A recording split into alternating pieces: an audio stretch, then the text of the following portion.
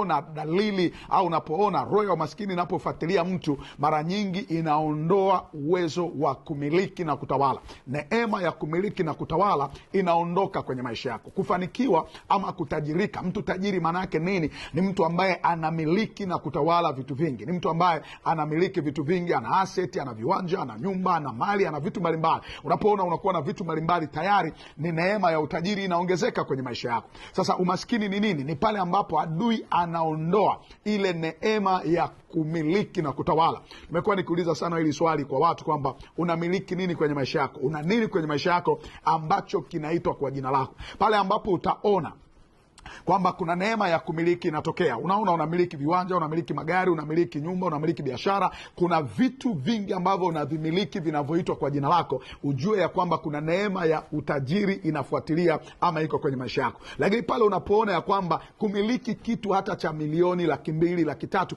ni kazi kubwa kwenye maisha yako, unapoona neema ya kumiliki inaondolewa, neema ya kumiliki inaondoka kwenye maisha yako, ujue ya kwamba kuna roho ya umaskini ambayo inakufuatilia kwa kasi sana. Tena na wakati